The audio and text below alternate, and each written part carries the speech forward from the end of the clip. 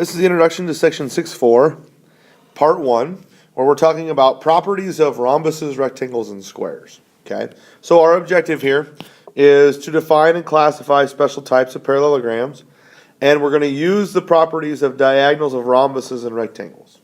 Okay, we're going to talk about that as well. So, we've talked about what a parallelogram is. Parallelogram is a quadrilateral with opposite sides that are parallel, and parallelogram has certain characteristics. Well, we're going to get into a few more special parallelograms, and we're going to talk about 3 special parallelograms here. First, we're going to talk about a rhombus. A rhombus is a parallelogram with 4 congruent sides. Okay, so that is essentially the definition of a rhombus. Parallelogram with 4 congruent sides, as you can see on the diagram over here to the right. A rectangle, the second special parallelogram, is a parallelogram with 4 right angles. So you see here over here on the right the parallelogram, and in this case we have 4 right angles. Okay, so a rectangle is a parallelogram with 4 right angles. A square is a parallelogram with 4 congruent sides and 4 right angles. So essentially, a square is when you take a rhombus and a rectangle and you intertwine them together. Okay? So, as you look here at this picture, you have 4 right angles and you have 4 congruent sides. Okay? Alright, now, that being said, we have those 3 types of special parallelograms. Let's talk and specifically talk about a rhombus now. We're going to talk about some characteristics or some properties of a rhombus.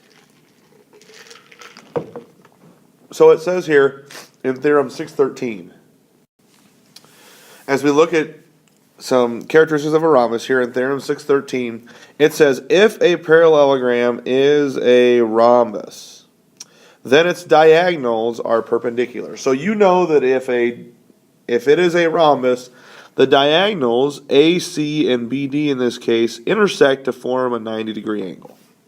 Okay, they're perpendicular to each other. The second theorem, Theorem 614, says if a parallelogram is a rhombus, then each diagonal bisects a pair of opposite angles. So if I were to draw a diagonal from B to D and from A to C, it bisects each one of these angles. So this line right here bisects angle A, and it bisects angle C. So in other words, 1 and 2 are congruent, 5 and 6 are congruent. Same thing here, if I draw BD, it bisects angle B, so 7 and 8 are congruent, and it bisects angle D, so that 3 and 4 are congruent.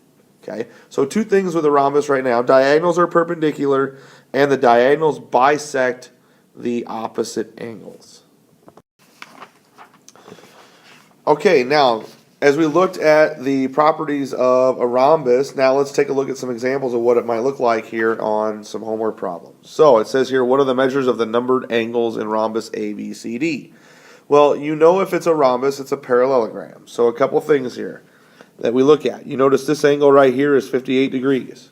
Okay, which means then that if this is 58, alternate interior, angle 2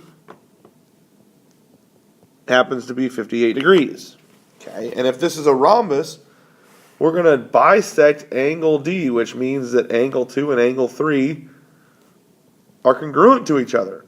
So then angle 3 is also going to be 58 degrees. Okay. Now, as you look at angle 1, another characteristic of a rhombus is that the diagonals are perpendicular. So since the diagonals are perpendicular, angle 1 here is going to be 90 degrees. Okay, the middle angles are perpendicular, going to be 90 degrees. And then as you look at angle 4, if angle 3 is 58, this guy right here is 58, this guy right here is 90.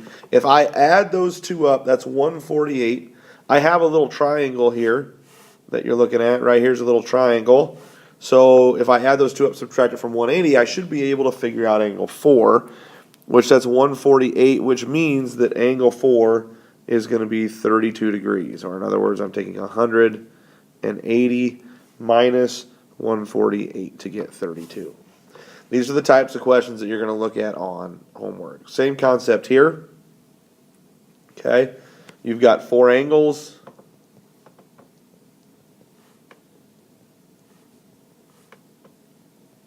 Okay, so as you look at this, now, this time they give you the big angle of 104, and you'll notice, again, angle Q and angle P are consecutive angles.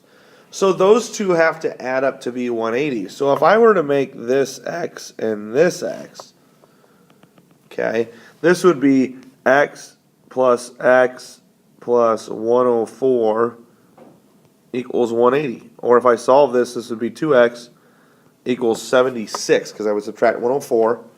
Okay, again, they're supplementary because they're consecutive angles, and x in this case would be 38. So in other words, angle 1 is 38 degrees, and angle 2 is 38 degrees. Okay, well, if that's the case, Q is also consecutive to angle R, so these also have to add up to 180. So essentially, you're going to get the same thing here, where 3 is also 38, and 4 is also 38. Because if you wanted to make these a different variable, it'd be 2y plus 76 equals 180, and you're still going to get the same answer. Okay, there's one characteristic of a rectangle that we're going to look at here. And in this case, the parallelogram is a rectangle, then its diagonals are congruent. Now, this is a little bit different than a rhombus. A rhombus does not have diagonals congruent, and neither does a parallelogram. In this case, for a rectangle, the diagonals BD and AC are congruent to each other. Okay, so as you look at this, okay, the diagonals also bisect each other because it's still a parallelogram, just a little bit more specific parallelogram. So it says here in the example, in rectangle RSBF, SF is 2x plus 5 and RB is 5x minus 12. Well, you know, since it is a rectangle, that SF, which is one diagonal, is equal to RB, which is the other diagonal, of 5x minus 12. Okay, so now when I go to solve this, I subtract the 2x, and I get 15 equals 3x minus 12.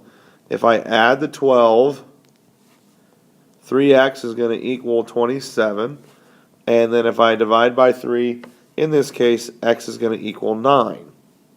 Okay, so now it asks, what is the length of the diagonal? It doesn't ask what's the value of x. So now I know that the length of the diagonal is either 2x plus 15 or is 5x minus 12. It doesn't matter, but I'm going to substitute that in. 2 times 9 plus 15. 2 times 9 is 18 plus 15 is 33. So the diagonal is 33. These are the types of questions you're going to see with the characteristics of both rectangles and rhombuses and squares. Okay? All right, this concludes section 6.4, part 1. Don't forget to complete your WSQ when you are finished.